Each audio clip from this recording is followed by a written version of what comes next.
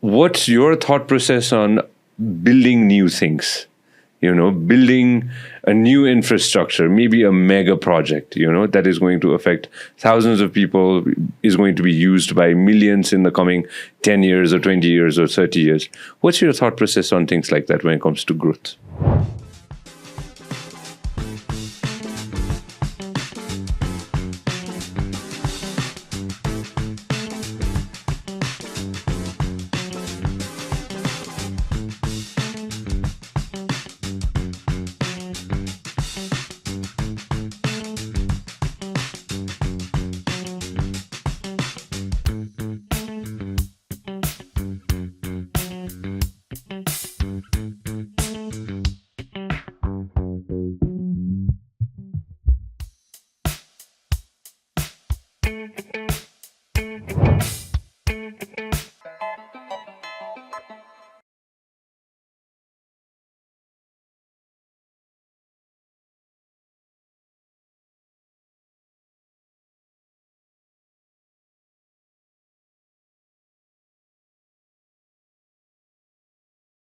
I'll give you an example of a new airport that has been talked about yesterday, which most probably the government is definitely going to move towards, called the Nijgadh airport.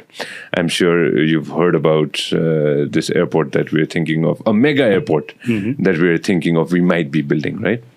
8,000 hectares of land is going to be allocated for this, and maybe $1 billion is going to be spent on building a brand new airport. What's your thought process on building new things, building a new infrastructure, maybe a mega project, that is going to affect thousands of people, is going to be used by millions in the coming 10 years or 20 years or 30 years. What's your thought process on things like that when it comes to growth? What suggestion would you have? Well, I came up with this quite some time ago, building back better, or building for, a better future. As long as it is well planned, and proper risk analysis, opportunity analysis are carried out, you cannot say whether it is, good or bad. But if it is planned properly, it is thought out properly, then definitely, you cannot forego the opportunities. Because look at Nepal and Bhutan now. Many of our youth are migrating out, It's the same with Bhutan as well? It's the same. Thousands of youth living, for Australia or US or Europe. And that is because we are not creating the kind of conditions at home. I think, of course, we cannot stop them from going out in search of better opportunities. But what we must focus on now is to create enabling conditions for them to come back. So that is something that we should do. Policies, what are the policies that could attract them back? What are the fiscal, the financial, the monetary policies that could enable them to start up business, back home?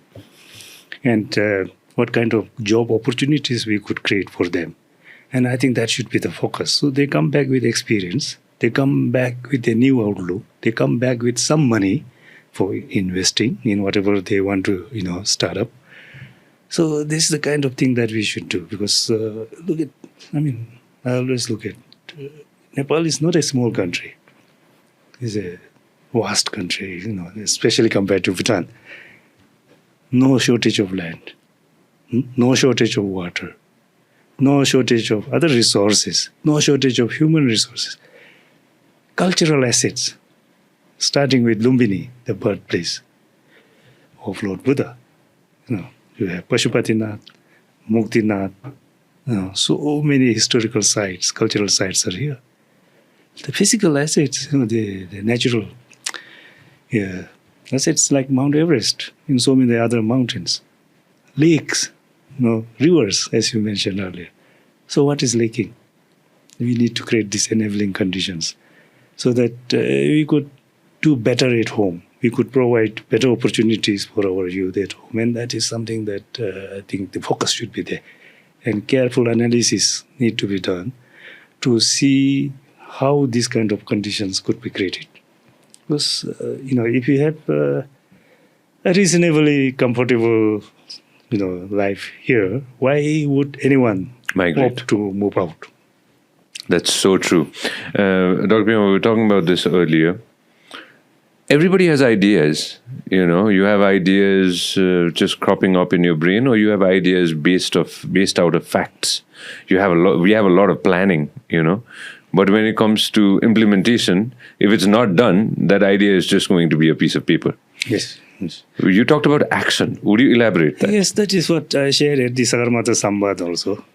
Sometimes we keep on waiting for the perfect moment to act. There's no such thing as a perfect moment. We have to make do with what we have. For example, we always say we don't have enough data, enough information. When will we have enough data and information that would suffice everything that we think about? So, in the process, we just keep aside whatever information we have and then go out looking for new information, collecting new data, and so on.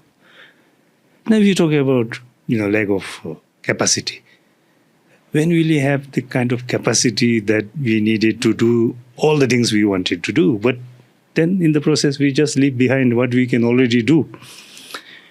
Lack of investment. And, every time there are reports that the budget is underspent. So there's enough also resources, financial resources to do what we can. And instead of waiting for, a huge amount to come in and then, start doing things, we should already start doing things with what we already have. So I think we have to really focus on implementation now. Implementation. No. So unless, if you don't take action now, what would cost $1 today? Yeah. 100 rupees today will cost $1,000 tomorrow. No? So that is why it's very important to take actions urgently, immediately. I want to touch base on a few things. Glacier loss, temperature rise, impact on water, deforestation, biodiversity, natural disasters. It's a conglomerate of everything together. Yes. What worries you the most, and what is ICIMOD actually focused on, spearheading? I'm sure everything you're working towards, but what are you spearheading towards? Everything is interlinked.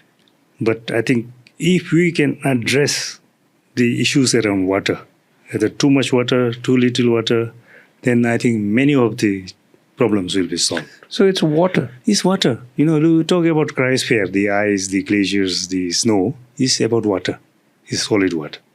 You talk about rivers, it's about water. You talk about agriculture, sustainability, it's about water. Productivity, it is about water. Energy, it is about water. So I think if we can address the challenges, posed by either too much water or too little water, you talk about disasters, is with water also. So if you can do that, I think many of the others could be resolved. Very well put. I didn't think about it that way. I'm sure my audience didn't think about it that way. You talk about health, COVID time. Imagine if we didn't have water. Yeah? First thing they taught us is to wash hands properly. If we didn't have water, what could we have done? So it's to do with health, it's to do with sanitation, it's to do with everything.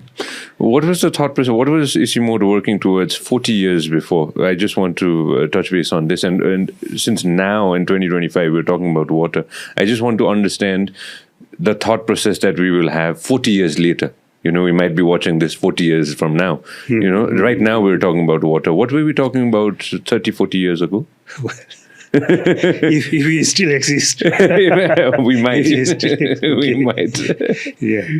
I think by then, looking positively, I'm sure, our leaders would by then taken enough action to, hold the process of to address the planetary crisis, triple planetary crisis, that is climate change, biodiversity loss and pollution. तपाईले हाम्रो clip एकदमै enjoy गर्नुभयो होला। अब पुरै video हेर्नको लागि चाहिँ युट्युबमा सब्स्क्राइब गर्न नबिर्सिनु होला। व्यास मिडिया नेटवर्क।